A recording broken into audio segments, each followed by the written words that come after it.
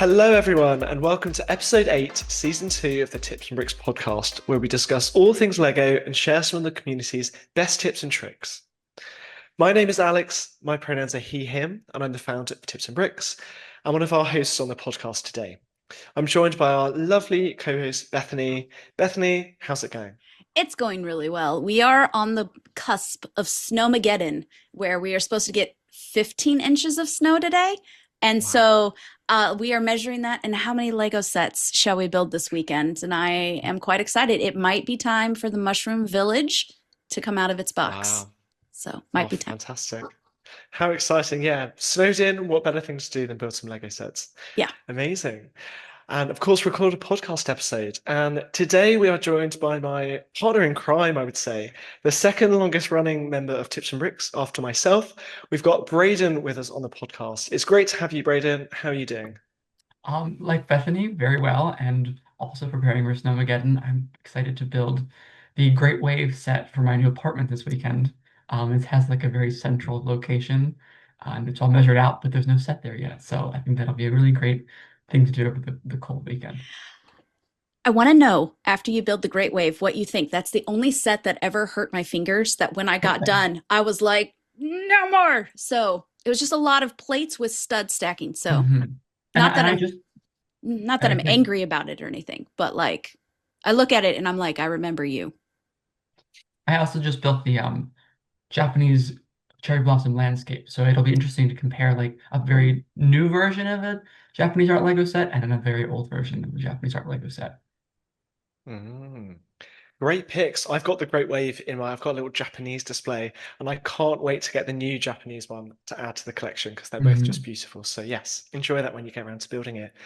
Well, it's amazing to have you on the podcast, and we ask all of our guests for the first time on the podcast, what is their favorite aspect of the hobby? So I know you're an avid listener. Hopefully, you've had lots of time to prep your answer to this hard question. What would you say is your favorite aspect of the hobby? I would say before Tips and Bricks, my answer would be different than it is after being at Tips and Bricks. Mm. It really had the blog and everyone that I work with has become my favorite part of the hobby, both because everyone's so lovely and nice to spend time with, but also it's been throughout college and into more of a career, the way that I am able to channel most of the hobby and keep it really alive. Like I have, Mm. you can see around me, as I've just probably discussed with both of you, I have things at home that I do and that I build with, but in those moments when I'm not able to find the actual bricks, it's like the bricks of our relationship that I like to build with. So Tips and Bricks has become my favorite part of the hobby, for Oh. sure. I love that. Very sweet. Yeah, very nice answer. Very good. What a lovely, wholesome start to the episode. And today we've got lots we're going to pack in. Brayden is a huge modular fan, so we are going to get onto a fun game of Guess the Modular. But first up, I'm going to hand over to Bethany for our first segment. Okay, so in today's episode, we are covering some topics that are very important to us at Tips of Bricks techniques. And I'm excited about this one because it is something that I basically know nothing about and have spent a lot of time in I don't know what I'm doing land. So I'm very excited to pick your brain. Today, we're going to be talking about adding lighting to your MOCs. It can really take MOCs to the next level, and quite a few conventions will do like a lights out hour or two, where World of Lights, or it has different names, where all the lights go off and like the overhead lights go off, and then the MOCs get a chance to shine. So I would love to ask you how you got started with lights. What kind of tips do we need to know? I don't even know what I'm asking because I don't know what I don't know. So, for someone like me who goes, I want to turn the lights on something, help. So, Brayden, let's start with you since you are a pro at the lighting thing. How help? I think it is a very open-ended Pandora's box type of technique.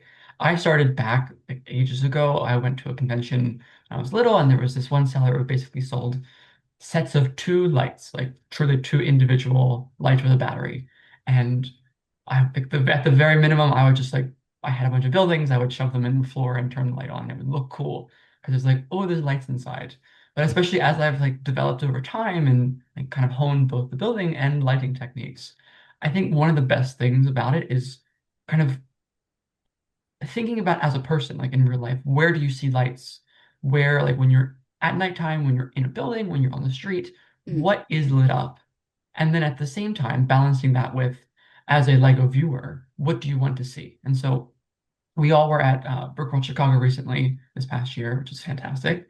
And I had a few models that were lit up, and I thought, okay, what do I want to display? And it's dark, and what would I normally see? And so having really strong lighting on the interiors and mm. similarly strong designed interiors was super helpful. And then like lighting street lamps and things like that. But then I also had like a basketball court that I wanted to show at night, and so realized I need to figure out how to position a light above it. If you're actually getting to the light kits themselves, there's a large variety of things you can buy. Ones pre-made for sets, or there are simple, literally like wire to light to wire to light kits you can buy that are plug and play type of thing. And I kind of balance between them, whether I want that really strong detailed interior or just an ability to light up the exterior of a building. So this will show my unknowledge of this topic. Where do the wires go? Like I've always wondered, like, are you sticking them like through hidden Technic bricks? Like how do you get a set to stick together if there's lighting wires? Do you thread it out a window? Like how does that, because you've got to connect it to a power source. So I where mean, do the wires go? answer to all of that is yes, all of them are possible. I think for the most part, and which is super helpful when places are designing for light kits, even like for the random lighting that I mentioned, the wires are super thin. So like technically, I'm sure you know how if you have a plate like next to a plate and there's that little groove in between them along the bottom brick Hmm. below them, that is technically big enough for the wire to fit through. What? Yeah, like Really? these wires are It's a small. slight illegal. I think it puts Yeah, some pressure. a So little it's bit of not like. pressure. Yeah. So don't freak out, Bethany. But yeah, it can be No, no. done. You can like squeeze it under or between. I'm just Yeah, they're impressed that thin. Yeah. I'm just They're, impressed they're that thin. yeah. Like But in my Mm. head, I'm thinking like, thick cables, but I mean, this is yeah. 2026. Of course, we've got technology that can do that.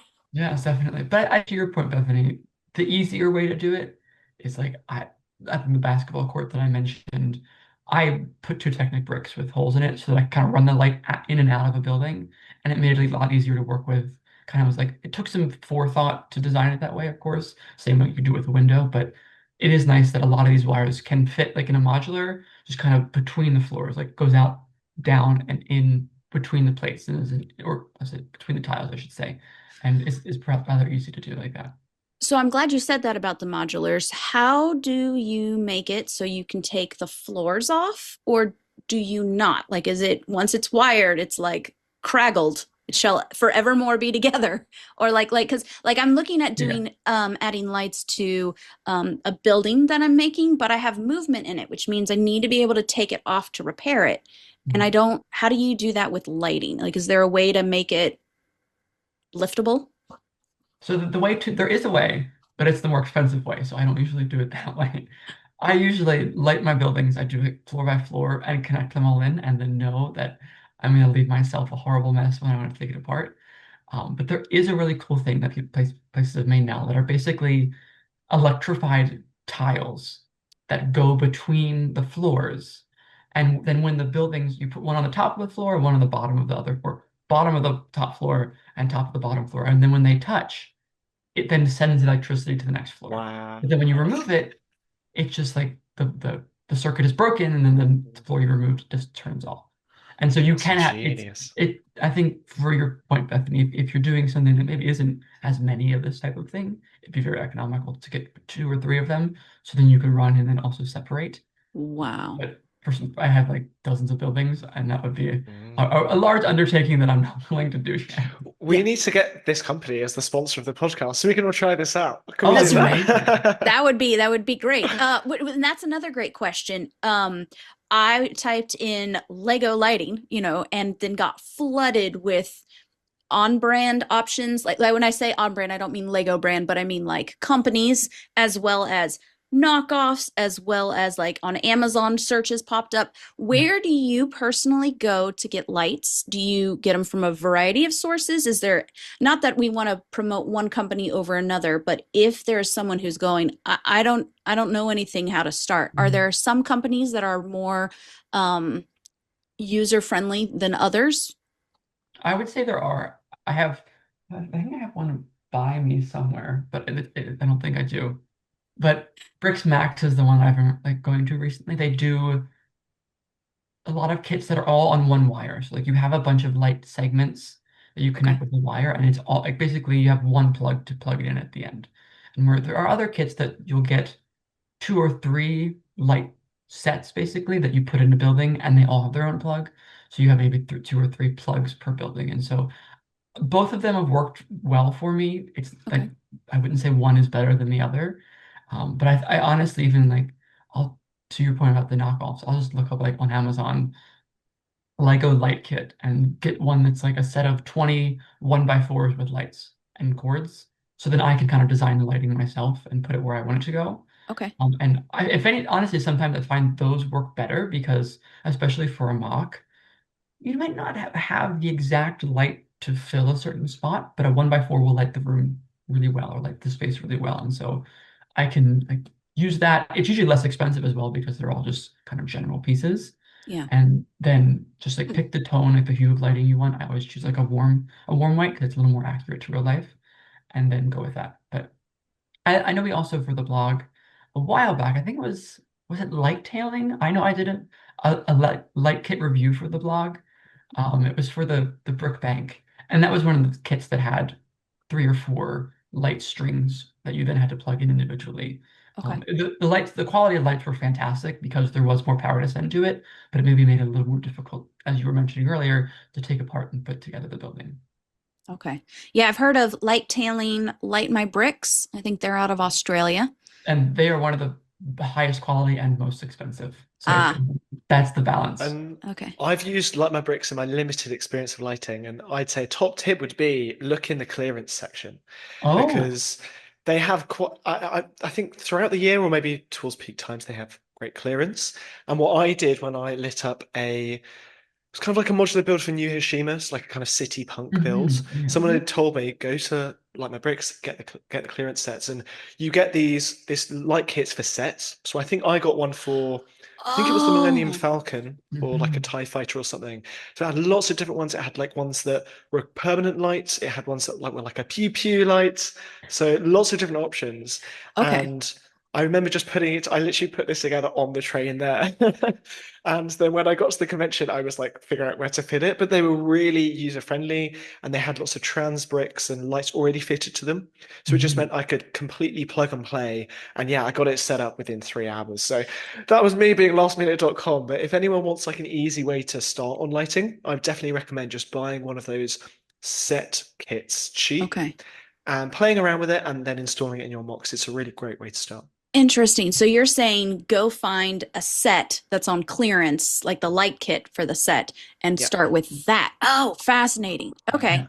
That's a really great idea because then you get all like your structure and parts. It's like buying a Lego set for parts. So that Yeah. makes sense. I Exactly. would never have thought to do that. This is fascinating. There you go. Um, what mistakes have you made or things do I need to be aware of that I don't know to not do when I'm doing my lighting? Like, oops, make sure you don't If you're fill in the doing it from dark. scratch, don't electrocute yourself. Make sure you know what Yeah, you're doing. maybe some growing wires. Yeah, that'd be a Because I think problem. there's definitely, yeah, know your own skill level. Like some people do have the electrical skills, so can. Some people you could just go to a regular hardware store and buy lights and fit those. Like they don't have to be Lego compatible ones. But Mm, yeah, otherwise so I would say know your skill level. That would be my biggest tip. okay. Yeah, last year I added lights to my MOCs by taking my bedside light, like the little LED light that I read with at night, and 100% just shining it down on my build. And I was like, done. That works. Yeah, It did exactly. work. It was effective. The other thing I tried last year were these because it was just for Night of Lights, so I only needed it for like 3 hours. Were these little globe balls that I've was seen those. recommended, and those were like 9.99 for 1,000, and they held their light for the rest of the weekend. Like I was impressed. And so they were small enough that they could fit, like if you put two windows together, you could fit them in between. So that was really handy. But that's my experience with light. But you are correct. You don't have to buy Lego compatible lights, although it allows you, I feel like, to level up your skill. Yeah. Um, some people are trying to get me into soldering, and I am like, hmm, No. I don't know that I can. I'm curious. I am married to an amazing engineer who I might be like, please help me. But I feel nervous about getting into that for me personally. Um, what are some non, have you ever lit anything that's not a modular? I mean, you mentioned the basketball court. Like, do you mostly stick to buildings or have you branched out into anything else? I do mostly stick with buildings. But I'd say or let me rephrase, everything that I lit up has something to do with a modular city. Like I've done it where there's like, you've probably seen like promenades or like outdoor walking spaces that have the lights strung across the walkway. Oh I've done yeah. things like that, which are fun, like with some like random like twinkle light kit that I had. I've tried to do cars, but I find them to be very difficult to do Mm, because of how small of a scale it is, and it's like, where do you put the battery? But I mm, think, I mean, that was when I was using batteries. Now it's you can probably just run a wire somewhere and hide it really well. Um, but I'd say for the most part, I do stick with buildings, and I think there's a lot of variety and intricacies you can do with them. I think especially the light kits show you can like light up a fountain or like put lights over a performance stage or something really interesting like that. And so mm. I've done a variety of lighting, but it's always within four walls. Okay, yeah, fountain would be really interesting. I'm trying to do something very dumb and see if I can do something I've never done before, lighting, and add it to movement. And I don't know that I'm going to be successful, but I'm going to try. Is there you mentioned batteries. What sort of power sources do you use? And what have you found to be best for shows? Shows or I think any more light kits always usually come with a USB connection, USB-A connection, and you can either connect that to a battery pack, connect that to like a Okay. external like portable charging pack, or plug it in. Okay. For shows, 100% plug it in. Um, because you don't have to worry about bringing extra batteries. Mm. You can turn it off whenever you want, and at the same time, it just stays lit. And also the power stream for it, like the battery, you can kind of see it dim over time a little bit as the power Oh, gets lower and lower. okay. When you have it plugged in, it's always like full brightness and it looks amazing. And so that's what I do at home anymore. Okay. And except like sometimes I can't really get a plug or like a cord where you're getting the lights, so Sure. you get the battery there. But for the most part, I always just plug it in and at a convention or anything, it would be like super reliable. Great thing. Okay. Well, this was super helpful. I appreciate it. I feel like we went from the top down, where to get it, what to get, how to plug it in. So I appreciate you letting me pick your brain. I will Definitely. say there's one topic we didn't touch on. We don't have time for it today, but if anyone wants to go take a look, it's on using black light. So that's my favorite thing to do because I feel like I can turn a light bulb on something. Like I can take a flashlight and turn it on, which is basically what black light is. So look for post 2739 for blacklight basics, and we go into what parts you need and supplies. But thank you, Alex and Brayden. I feel like I will be coming to you with many more questions in the future and begging for help. But I appreciate you sharing your expertise. Speaking of expertise, let's prove again how little I have. Let's move on to our game of guess the modular, which I am so excited for. Let's go. Fantastic. You do have a bit of an uphill battle, Bethany, but I believe in you. You've got this. Come on. So yeah, we're going to move on to our next segment, guess the set, and we're going to focus on modulars for this round. So I have a few specific Lego sets in mind, specifically some modulars, and I'm going to provide up to 5 clues for our players who will do their best to be the first person to guess the set I'm thinking of. But be careful, you can only make one guess per clue. Make sure to play along at home and see if you can guess more quickly than Bethany or Brayden can. Before we start, let's hear each of your special buzz sounds that will let me know you're making a guess. Bethany, what are you going to go for today? I'll go with this one. And Brayden. I can do. Fantastic. Very good. Okay. Are we ready to get started? Brayden, how are you feeling? I'm feeling okay. I feel like the pressure is on because I want to make sure that I show I'm knowledgeable. I do have a question, Alex. Are you only doing like the official modular series or any modular, like obviously like to extent Lego set, like Ninjago Yes, City good. ones or the Sanctum Okay, Sanctorum or something like that. good question. It is only the official modular collection. Okay. So I believe Okay. there's 21. Is that? I, I'll do a quick calculation. I don't know how many there Quick are, but I check, think quick that sounds inventory. about right. Yeah, yeah. I I've done think my research. Hopefully, 21 is correct. Anyone in the comments can let me know if that's not the case. But yes, just looking at modular collection. Now, the branding has changed over the years, and it that has. may or may not be involved in some of the clues. You'll have to wait and see. Okay. Okay, Bethany, we ready? Sure. Let's do it. Why not? Fantastic. Okay, let's go. So, clue one, set one. This set includes iconic parts such as the minifigure ski with hinge and the one-by-one cup. Any guesses? I don't even know what the ski with hinge is. Brayden, go Oh, for it. Is this the boutique hotel? No, it's not the boutique hotel, but good guess. did you say a ski hinge? I said the minifigure ski hinge, yes. Well, ski with hinge, but yeah. With Uh, hinge? Yes, trust me. Yeah, don't. Ski. All will be explained, my friends. Okay, Bethany, do okay. you want to have a guess? I thought you said ski pole, and I was like, oh, it have to. Oh, So okay. No, I don't even know what the ski with hinge is. So, clue two. Let's just keep it rolling. okay. Clue number two. So, interestingly, options for displaying two of this set together were shown on the back of the box. So they're advertising buy two of this set and make a super large one. So this was the first time this was done on a set. Any ideas? Well, not on a set, on at least on a modular set. Any ideas? Was Yes, this Bethany. the city town hall? No, Okay. but again, good guess. Not quite, Brayden. Any guesses?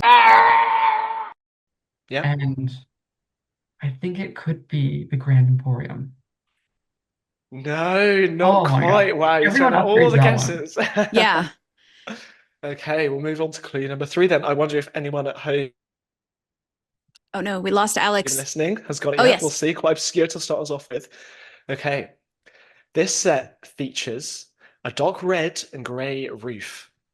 Go through the memory banks. Any ringing a bell? No, that ruined my guess that I had. So I want to just sit here and watch Braden's mind think because I don't even know He's all the slowly names of going the through all of modulars. them. Yeah, did try and make the clues extra hard because I knew Brayden was a That's super that's modular cruel. Mean fan. and cruel. Oh, it's dark red. Oh, I should know this because I was looking it up because I was trying to do a dark red roof on Come on, something. Bethany. Oh, Dang Come on. it. see, Dang it. I think I know this one now. Yep, Brayden. It's the Cafe Corner. Ding, ding, ding, ding, ding. Has Yes, has the correct. the ski with hinge is like the ski with the little bump on it. You know Yep. how there's like that old ski piece that has you put the foot goes in here and a little bump on the front of it? Because on the And front, right above the door, there are a dozen skis and then a cup in the middle. I'm thinking snowboard. No wonder. I was like, no, there's no bump on it. It's smooth. Okay, never mind. Yep, Yeah. it's fine. Okay. Oh, I should have known. I was thinking when you said one by one cup, I was thinking like the little teacup. You know what I mean? I think they have that one in the newer boutique hotel Okay. set in the coffee cart. I And guess this was the name of what was the name of this one again? Cafe Corner. It's the first one, first ever modular. first ever, Oh, yes. yeah, nah. Okay. I don't have that one, so for that, Would never ever have guessed that. Okay. Keep going. So yes, well done, Brayden. You guessed the first one, and we've got the minifigure ski with hinge that forms a really nice kind of arc at the front, and there's a one-by-one cup that's like the entrance. This didn't have much of an interior, but it's still the most expensive on the aftermarket, and it fetches around $2,000 new. It's the most wanted set on brick set. Sorry, the most wanted out of all the modulars. 15,000 people want this set, which is more than those who own the Jazz Club on brick set. So it's heavily, heavily wanted because it is the first ever, I think, but it is also a beautiful set. So go check it out. Cafe Corner, released in 2007. That makes sense that they would also display it with a second of itself, because there were no other sets to display it with it at that time. Yes, exactly. Yeah. And interestingly, they showed it both like you could put two next to one another and then two on top of each other to get the height. So Cool. yeah, I thought that was interesting on the back of Yeah. the box. Fantastic. So Brayden, you have 1 point, but don't worry about it. We have 3 more sets to go. So Okay. are we ready for set number 2? Sure. Let's do this. Okay, so clue 1, set 2. So after a few years of more American-inspired buildings, this was the next kind of one to be inspired, and it was inspired by Amsterdam townhouses and doll houses from a designer's childhood. Any guesses? Thinking architectural details. Yes. Is this Market Street? No, it's not Market Street. That could be one, but I'm thinking specifically after a few American-themed ones. Yeah, that's what I was This thinking. with European Yeah. style. Bethany, any from you? Is it the Parisian Cafe? No. Okay. Not quite, but good guess. Again, got Oh, Parisian in the name. what is the name Oh, of it? hold it in. Hold it in. Only one guess per clue. Okay, on to clue number 2. So this set does not have the fewest pieces, but it is the cheapest on the aftermarket. Any guesses? So kind of the least popular, you could say. Yes, Brayden. Thinking dollhouses, I'm thinking the pet shop. Not the pet shop, no, but good guess. Bethany. Is it the Yes. bookshop? It is the bookshop. Well done, Nice job. Bethany. That was the What was first your thinking modular behind I that? built. Because it's the first modular I built, so it's Hey. one of the ones I know the name of. No, my thought on Fantastic. that. Well done. My Yeah, thought on good that job. was because it did have a really cool, I haven't seen a building like this kind of vibe to it. Like we have Yeah. a little, the Creator 3-in-1 little city. Do Mhm. you know what I'm talking about? Like the little half buildings. We had a little strip of that. And then after building a bunch of those, that's when we built the bookshop. And that, yeah. So I got one. I got one, guys. Well I got done. one. You got one. Is, Amazing. is the bookshop really already on the aftermarket? Yeah, it's one of the Right. cheapest on the aftermarket. I'm It's so just out of touch with the available modulars because I'm just like, oh, I remember when that one came out, so of course it's still for sale. Oh, yeah. No, yeah. I mean, That's this one released in 2020. What they, is okay, that is 6 years ago now. yeah. Wow. I mean, they only really keep them for Do you 2 feel years old at now? this point. I do feel old now. Yeah. They only really keep them for Yeah, 2 years at very this point. true. Wow. Okay. Well, Mhm. So some congratulations, other Anthony.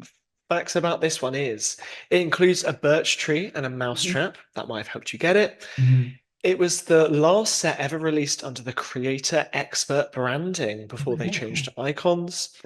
And it was the second set to have 2 separate buildings. So it was on 2 separate base plates. You could kind of split them up and put them between different modulars, which a lot of people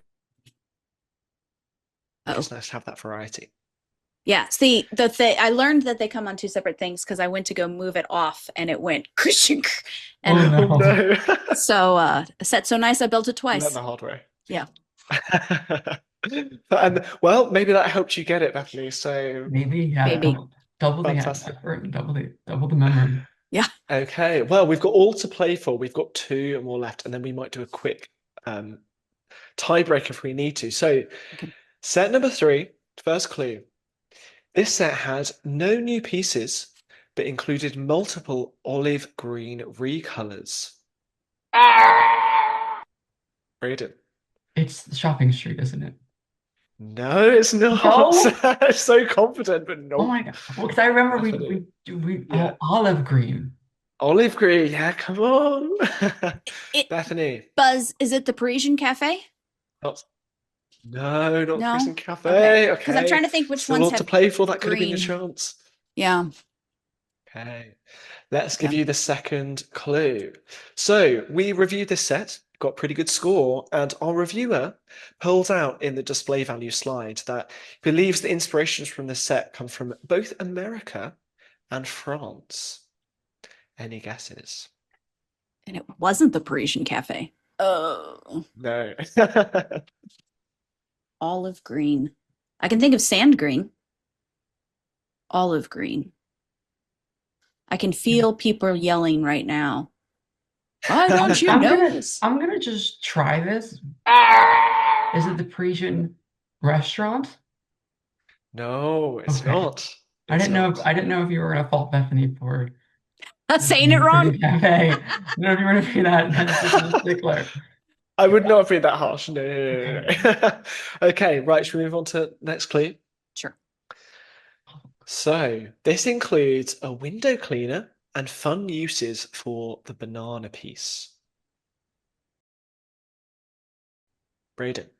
It's the Natural History Museum. Ding, ding, ding, ding, ding. Yes, the Oh, Natural History Museum. Evan, I'm So yes, this sorry. had a You're right. Evan was the one that reviewed this, Yeah. and when he pointed it out, comparing it to other museums, takes inspirations from the Louvre, but also the um, History Museum in Mhm. New York. Yes. So, yeah, some other facts about this one. It's actually the only set since 2014 not to release in January, which is quite interesting. It had the December release, so Hmm. technically it's a 2023 modular, but it's also like the one for 24. Mhm. Quite interesting, breaking that trend. Yeah. It also had Easter eggs that reference Lego Space, Mhm. Adventurers, Pirates, and Castle throughout the museum. Hmm. And it actually has the largest part count of any modular across the 21 sets. It's a really great set. I think this got 25 out of 25. Do you guys own this set? I do own this. I think it was I think the most recent modular I built. I had it in my backlog. And I also have a light kit for it, so tying back, but I have to still light it up. I'm excited for that one. Amazing. Bethany, do you? we do have it. Yes, my husband built it. I don't think it's 25 out of 25 though. We've only Yeah. done I was gonna 6 say or that. 7 sets, and the only modular was the one Brayden reviewed Your recently. corner. Let So me just double check my sources now you have live me now. And curious. yes, it was 24 actually. So let me just check Okay. where it fell down in the score. Fell down as if it's not an amazing modular. It was okay. It is Or it true. was value for money. So Oh. yeah, good value for its size, but being tied as the most expensive modular, it reduces accessibility, Mhm. Mhm. and yeah, it just makes it a bit more not quite 5 out of 5 value, where we're like, wow, this is a good deal. Yeah. Yeah, So That's fair. very cool. okay, fantastic. So it's 2-1 to Brayden. So Hmm. Bethany, this is your chance to equalize on the final one, Oh or boy. we'll go to a tiebreaker. Okay. Okay. So set number 4, clue 1. The most valuable part of this set is actually a minifigure. Any guesses from that alone? Nope. Give me a second. Any What? iconic minifigures in any modulars you can think Nope. It's gonna be modulars before my time. So of? that's all I know. Pre 2020. Um, Mm, I'm gonna just guess. Is it the greengrocer? No, not the greengrocer. Okay. What minifigure were you thinking of? Anyone in particular? There's one with like that, I don't know, it's like a short bob style haircut with some overalls. I think that was the figure I'm thinking Mm, of. Just because I feel like it was like some of the pieces are more common, but maybe the combination was like harder to come by, hmm. especially the hair. good guess, but it's not the set I'm thinking of. So we'll carry on to clue number 2. Okay, so when this modular released, it was the tallest of all the modulars. Any guesses? Could be a few different ones. That's one I've got in mind. Brayden. I'm gonna say it's the town hall. Ding, ding, ding. Yes, Oh, it is the What town hall. what Sorry, minifigure is so Bethany. valuable on that that's okay. one? Fantastic, Brayden. Showing your, claiming your title as the master of modulars. Amazing. So, a Yeah. few other facts about this one. This modular has the year that the Lego's founder, Ole Kirk Christiansen, was born on the front, Mhm. 1891. It's kind of got that in brickwork letters, which is a very fun detail. It is. It's also got a working elevator, a small frog sculpture, and it's the largest part count up until Assembly Square. So very good sets. Braden, do you own this one? I do. I got this one as a gift around holidays, but it was Oh. aftermarket at the time because I knew it was not a very popular set when it released. I remember it being kind of panned as just a big box where a lot of the other modulars were super detailed and ornate, and this was just basically built for the height, I think some people said, like just so it'd be impressive. But Mm. what you have to tell me what minifigure is so valuable in this set? Yeah. It was the bride. So it included a groom and bride who were getting married at this town hall, and the bride goes for, can be around $30. I've parted that figure out. I have to put that back Braden! together. And I Whoopsie. think I think it had a really nice hair on it. I was like, oh, I'll use that. And then like the blank face, and I don't know what happened to it. So I should get that back together. You should, you should. Very good. So So is this the one that has the fire truck with it? No, that's the fire brigade. There's a fire brigade. Okay. Yeah. Again, yeah. All right. Can we do the bonus round and Yeah, why not? make it worth the Go full double or nothing lightning round for all Okay, for all the cookies. Let's go. right. So I've got two which will hopefully get it. Okay. This was the first set to be branded under icons. Come on, You- Bethany. It's in your time frame. Come on, Bethany. Come on. I'm Oh, leaping, I'm leaping in. Oh, okay, Brandon. go Is ahead. wait, Bethany, you can guess first. No, I'm trying to think like what came after bookshop.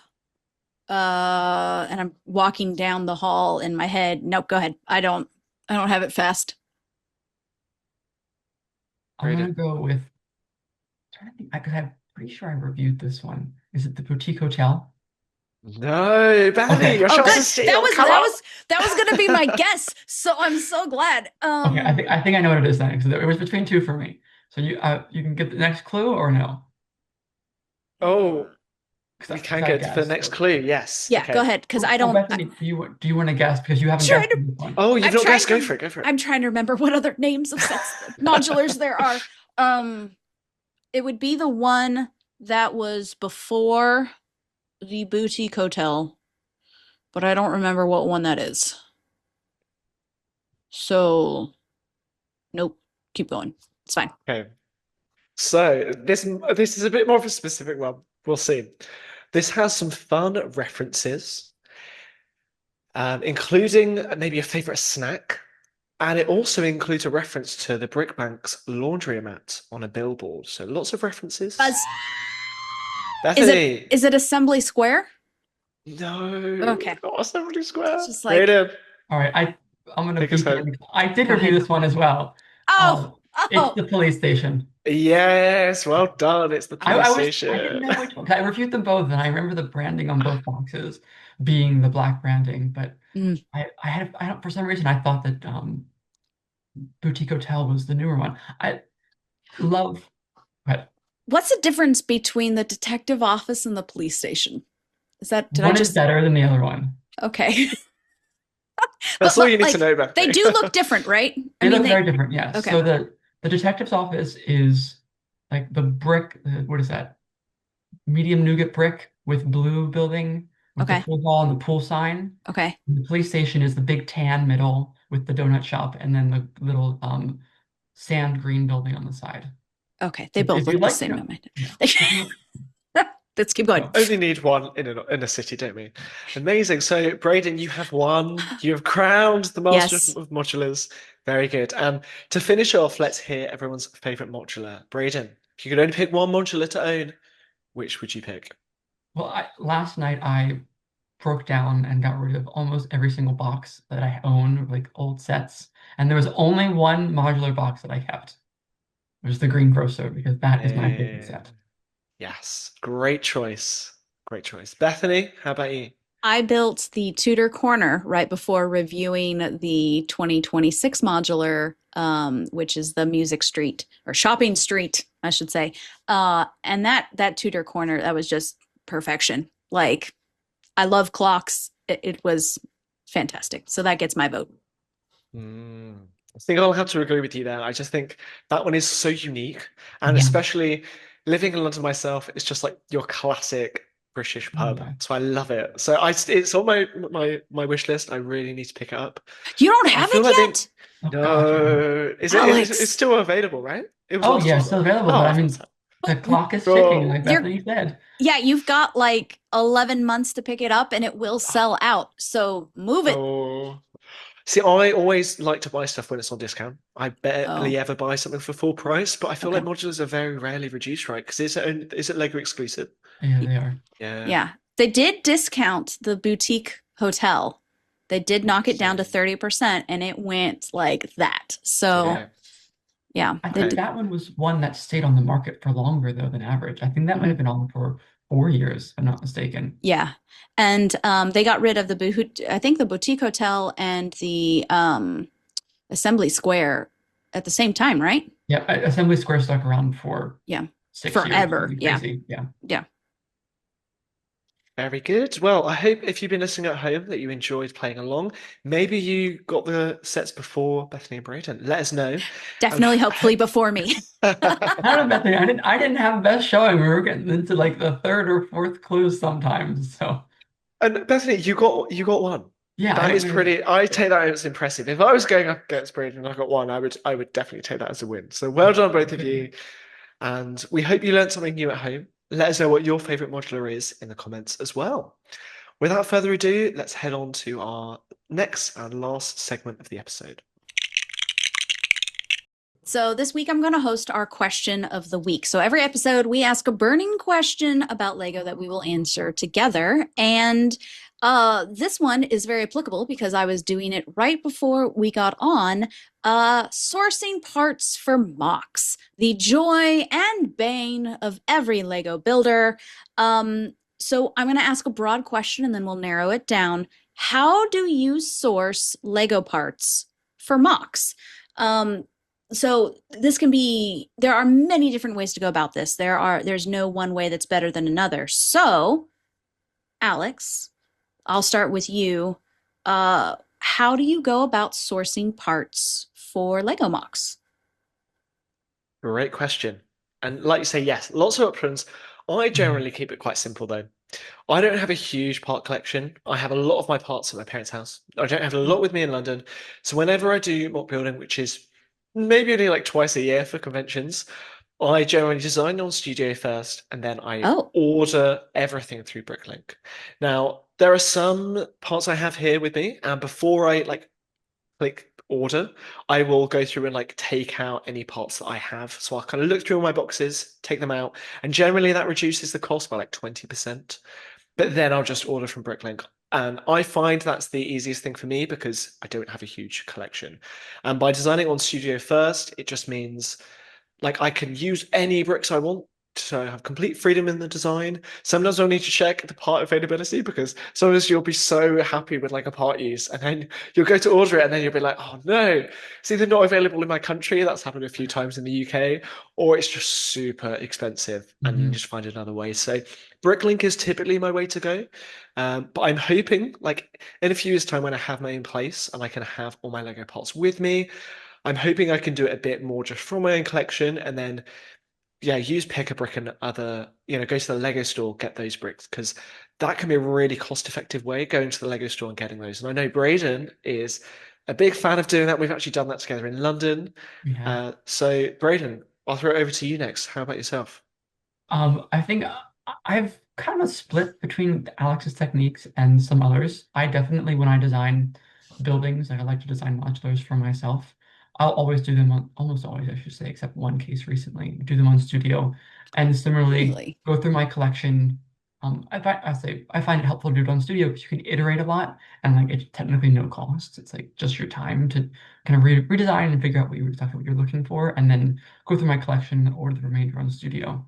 Um, I do that for my bigger mocks most of the time, but when I have smaller mocks, I almost entirely rely on just what I have at hand. Like the random pieces that I have, I can just kind of think, oh, I want to build a tree, oh, I want to build a little like street market or a trolley or something like that, and just build it from the pieces that I have.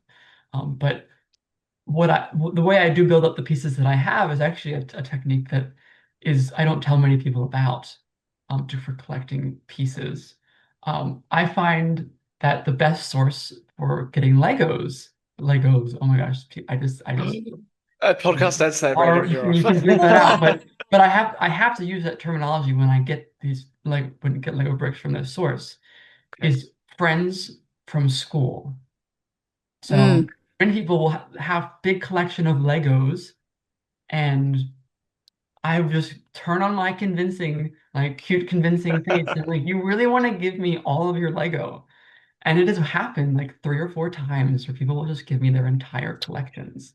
that's true. Yeah. And Give us so in, just say, "I'll take it off my hands." Like, I didn't need any money yes, for it. like people like What? I had my Wow. cousin did it. I had multiple friends from high school who just got to the age of, yeah, they're just sitting in our closet and we know you'll use them. And so that is really how I've built up a lot of my collection. Yeah.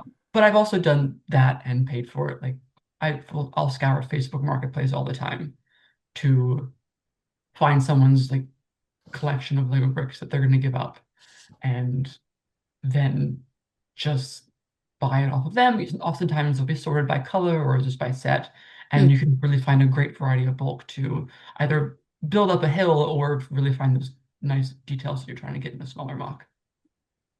interesting. I've had a few people who have gone, my kids have outgrown this. We know you do stuff. Here, why don't you just take it? We're just tired of storing it. Yep. And one person was like, keep all the bricks, just give us the minifigures. And as a mock builder, I was like, absolutely. Like, no worries there. So very grateful for people who've done that. I, when I got started, I would look for sets on sale that nobody wanted and use Mhm. those. So a lot of friend sets when they would go on clearance. I would pull those because they've got great colors, great plant parts. I mean, like I have a friend set right here behind me that's just like the epitome of color and plant and fun. But mostly it's just been bulk buying has been how we've gone about it. At this point, I have almost every Lego part in one color or another. Wow. I don't have a lot of parts in bulk of one kind, but Mhm. I've got this part here and this part there. So it actually changes how I build. I tend to build with what I see. So I do not build on studio first. I will build the hard way round and go, oh, I only have three of these. I guess I've got to change this up rather than just go, let me go to Bricklink and buy four more. I'm starting to get there. I'm starting to do that. Like if I'm before we got on here, I was working on a project that I need about 1,000 1x2 pieces. Wow. And it's for a blacklight project. And um, I do not have that in my collection. But the good news is it's a color that nobody wants, so I can get them for 2 cents a piece. So like it, it's a much cheaper way than doing it from Pick a Brick. All right. So another question for you: at when you buy a set, how do you decide whether you're going to keep it together or part it out? Like, is there a rhyme or reason? Like, I see Ninjago City Modular behind you, Brayden. That's an excellent one. Um, how do you guys decide what you're keeping and when? Like, what's your rationale behind that? Take it away, Brayden. Okay, so I think I very rarely part out sets, is what I will say. Like, I Oh, think one of the challenges I mentioned that I'm redoing my Lego room at the moment. One of the challenges with redoing it is that I have three huge like storage bins of bagged sets pieces with instructions because I like to mm, keep them all together in case I want to redo it. The rare cases that I have parted out sets are either one when I get them with the intent of parting it out, or when I say, oh, I need a piece from that set to build this. Oh, I need another piece from that set to build this. And kind of when I end up that there are less pieces for said set in the bag than what I have spread everywhere else, I just kind of say, realizing that this set would have a much better life if I just took all the pieces. Like the great mm, examples, I had it's like the Minecraft crafting table set. I had a bunch of bricks and trans clear bricks and solid things and panels and brackets that you could use to build freely for Minecraft type of setup, which I never really had. But I found that I was using the trees in one piece set and this color in another set, and I realized that I didn't actually use the set for its purpose, and so hmm. we kind of from there decided to take it apart. But for the most part, even sets that I do take one or two pieces from, I have a special bin that is I've taken a piece from this set. Once I'm finished with it, I will put it back so then I can keep the sets complete. Wow, that is dedication. I would not remember where a part came from, so I'm impressed. Alex, for you, how do you determine does it stay together or get parted out? Like, what's your line? Yeah, I think I've gone through various ways of thinking with this, and I used to part a lot of things out when I was like getting more into to mock building. I had more time for that, but since recently I've not had as much time, and I've tried to kind of condense down. I would say I'm much more likely to just sell a set and then use that Oh, to buy bricks rather than just buy out a set that I know I'd never use those bricks for. Like I if see. it's like an obscure colors, they might be amazing colors, but if they're colors I'm never going to use, they're just going to sit in my house for five, that's fair. 10, who knows how many years. So I'd much rather those go to another home to be used, and I can use that money for something else. So Mhm. Yeah, that is my very what's the word? Limited space answer. And I'm sure Bethany, for you, I'm interested to hear your answer. What percentage Yeah. of sets do you reckon you part out? So we have changed how we build, display, and purchase Mm. sets. So at this point, our house is not going to grow bigger. And there Unfortunately. are amazing sets that are coming out all the time. So we have one room in which we display like sets. I mean, we've got artwork throughout the house, but what we will do is we will look at it and go, is this new set worthy of replacing what is already on the shelf? So I have this set here that I just built. To me, this is ready to get rid. I'm ready to part out. I have a little Encanto set that someone gave me that was really inexpensive and fun, and it's just bright colors. It's in a corner as a pop of color. To me, this is ready to replace it. So I'm going to take that Encanto set apart and we'll part that out. I have found, because I do build a lot of MOCs and I want bizarre colors and pieces, and I do a lot of small MOCs, it works well for me to have small parts in Mhm. different colors and things. Um, we have sold some sets, but I have found that I the exchange rate for me, because again, I'm a mock builder, I want the parts. The exchange rate hasn't been the best in terms of what I get for a set compared to what the parts are worth if I bought a few of them individually, if that Mhm. makes sense. So we're always analyzing, is this worthy of replacing XYZ? And there's a few that I'm like, okay, it's about time. Like the botanical garden one, like I'm circling that one, the Friends Botanical Garden. I'm circling that one like a shark, going, I could use these parts in a mock. Is it worthy of staying on the shelf, or can I use it? And I have to find a place for the Mushroom Village, so might be Mhm. time for the Botanical Garden to live again in a new project. But that's that's that. Okay, one quick hot take question. Fake Lego. Do you use it? It's a Oh no boy. from me, Bethany. I'm a Okay. purist. Although the one exception I have to say is I do have the Mega Bloks Pikachu sitting next to me because by the time this episode comes out, well, it's already been announced that all the Pokemon sets. So yeah, one of them is a Pikachu. So I built Mega Bloks, and actually they click together with not very. I don't know. The clutch was fine. They're just different to how I'm used to with Lego. But Sure. I would never kind of combine. I would keep them separate. So yeah, the Pikachu. I love the Pikachu, but it's not gonna infect my collection, which makes me sound very purist. But that's just my Infect. take.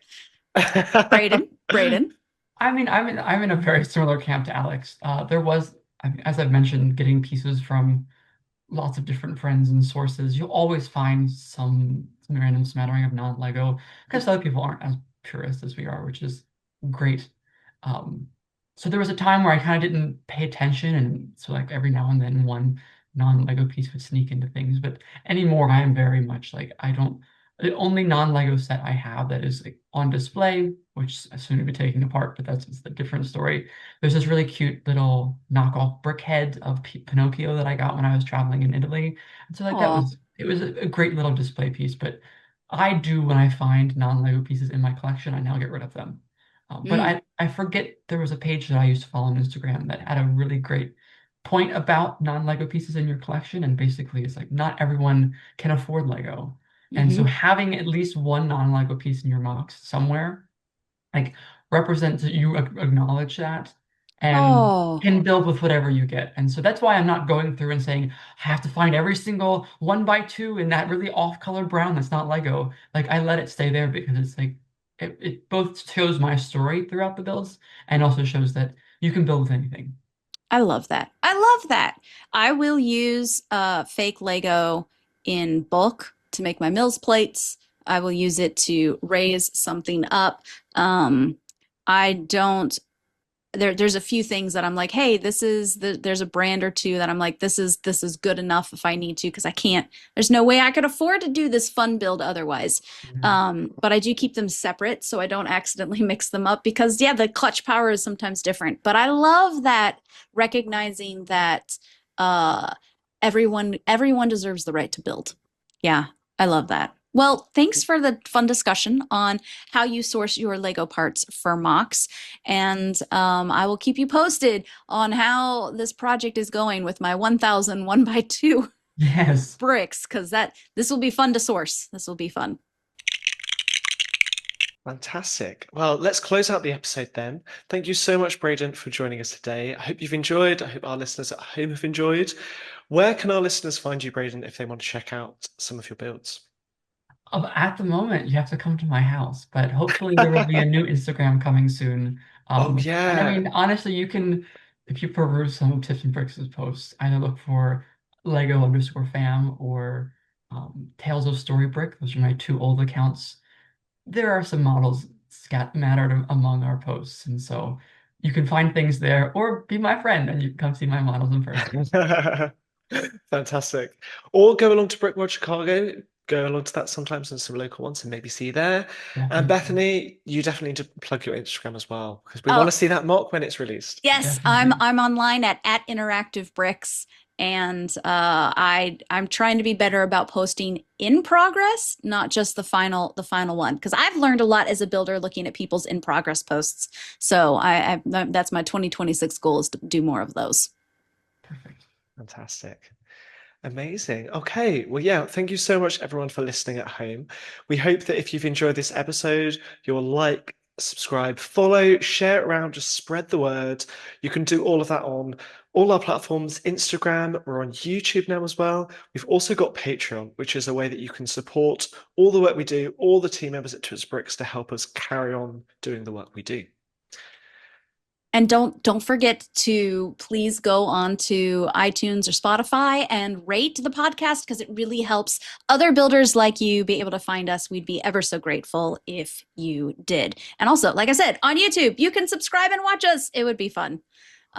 Well, thanks, Alex and Brayden. Alex, is okay if I sign us off? Is that all right Go with for it, you? Bethany. Go Well, for thank it. thank you, everyone. I'm Bethany with Alex and Brayden signing off. Happy building, everyone.